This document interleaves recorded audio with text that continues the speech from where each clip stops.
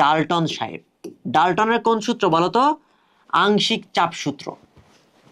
আংশিক চাপ সূত্র। এই ডাল্টনের আংশিক চাপ সূত্রে কি বলা হয়েছে?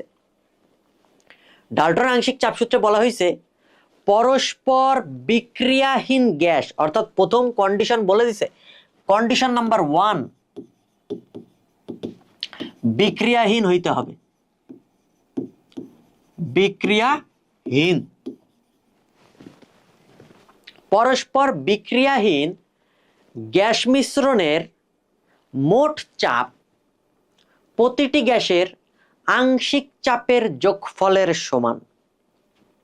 বোঝা গেছে? তো ঘটনাটা কি? আমাদের রেজাল্ট কি পাইলাম? রেজাল্ট কন্ডিশন তো একটা অ্যাপ্লাই করে ফেলছি। রেজাল্ট হচ্ছে মোট চাপ P total equals to P A plus P B dot dot dot plus dot dot dot dot dot P N. অর্থাৎ যতগুলা গ্যাস একটা বক্স বা পাত্রের মধ্যে মিশ্রিত অবস্থায় আছে, ওই প্রত্যেকটা গ্যাসের আলাদা আলাদাভাবে যে চাপটা আমরা পাবো, তাদেরকে যদি যোগ করি টোটাল পাত্রের আমরা চাপটা পাবো। তাহলে মোট চাপ সমান সমান আংশিক চাপগুলোর যোগফল। এটা আমাদের ডাল্টন সাহেব বলছে। পরীক্ষাতে প্রশ্ন আসে এমসিকিউতে যে নিচের কোনটি ডাল্টনের আংশিক চাপ সূত্র মেনে চলে না। কিভাবে বুঝবা? বিক্রিয়াহীন কিনা সেটা দেখবা, তাহলে মেনে চলবে। আর বিক্রিয়াহীন না হইলে, অর্থাৎ বিক্রিয়া যদি করে ফেলে, তাহলে মানবে না। বোঝা গেছে? এমসিকিউ কিন্তু পড়াই ফেলতেছি। এখন আসো, তাহলে আমি যদি তোমাকে বলি নিচের কোনটি আংশিক চাপ মেনে চলে না, আংশিক চাপ সূত্র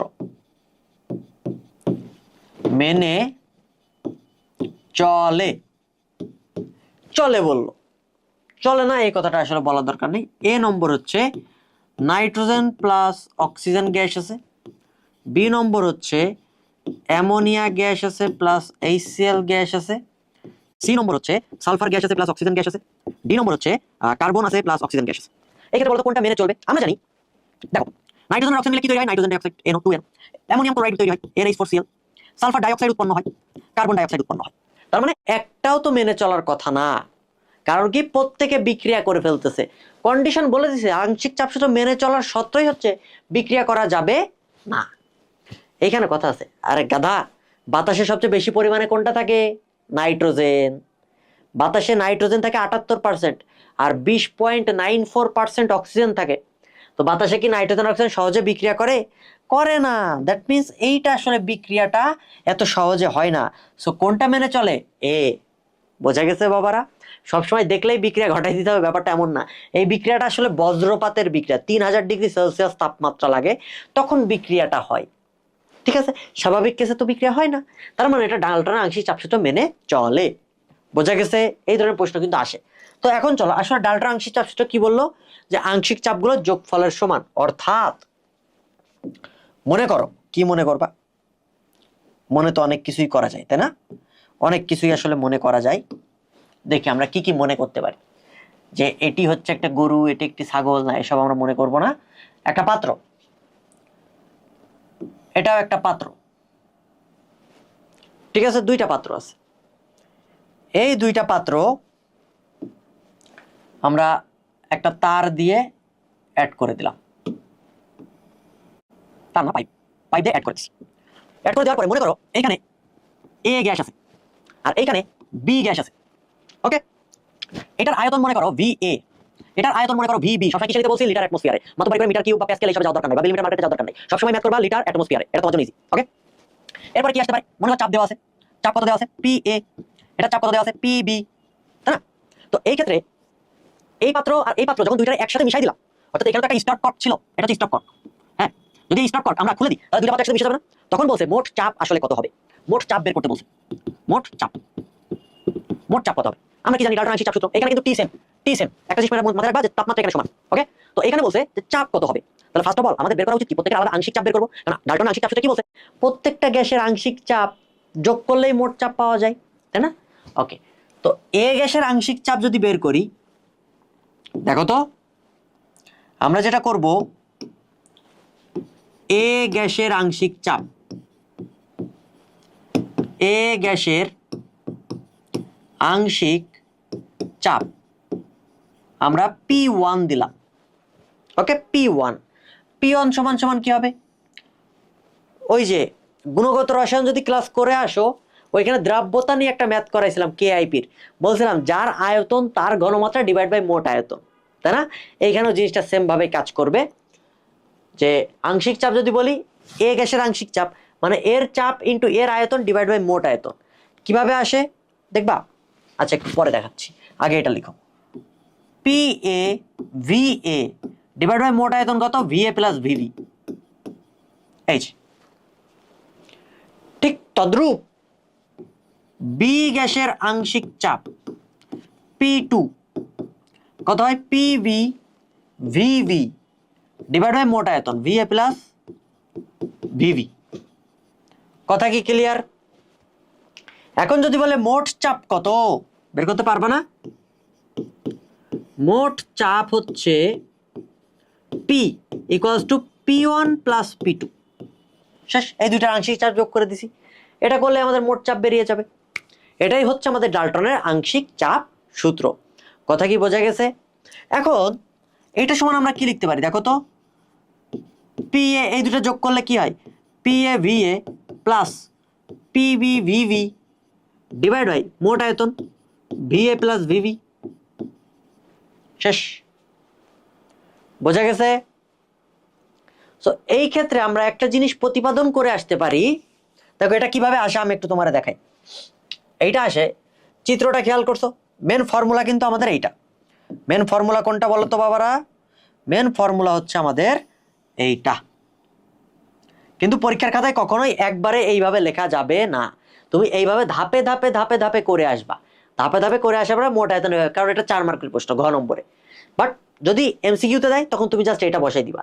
এমসিকিউ এর ক্ষেত্রে কি করবে, শর্টকাট হচ্ছে এমন, দেখো যে মোট চাপ, এসব কি, ও থুক্কু, মোট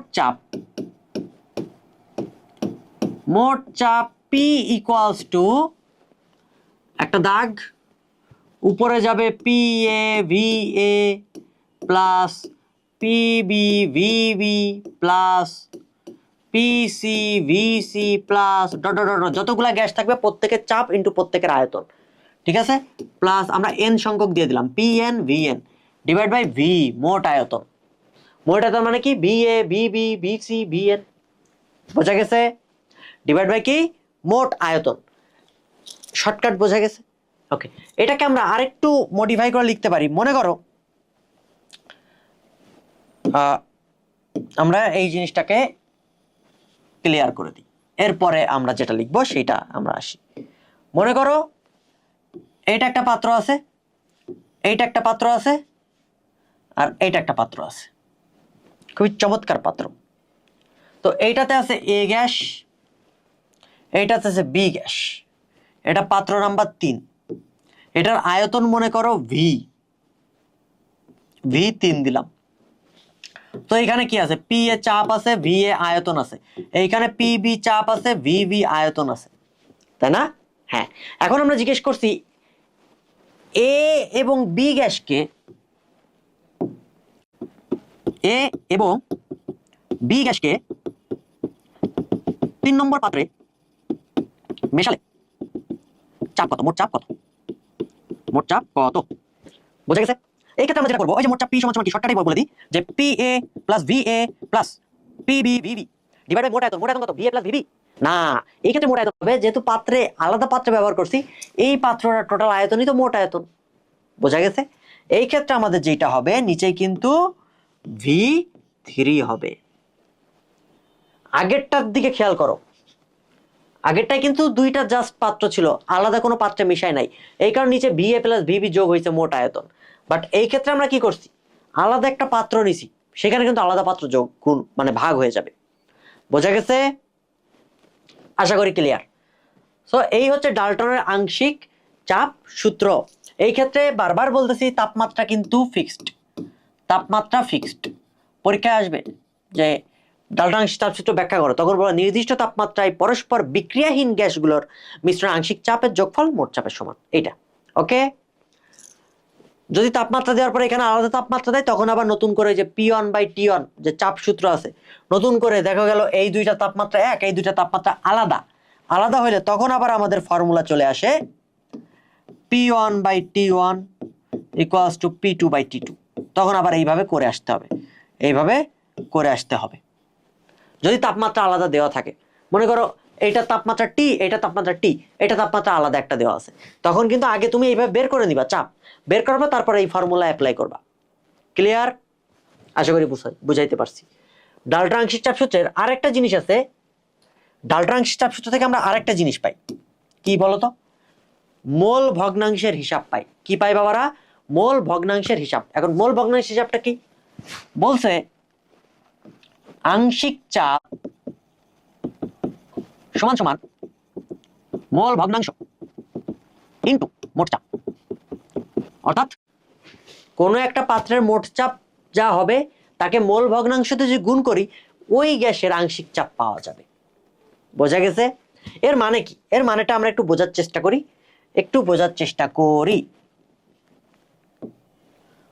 মনে করো ইহা একটা পাত্র, খুব চমৎকার একটা পাত্র, তাই না?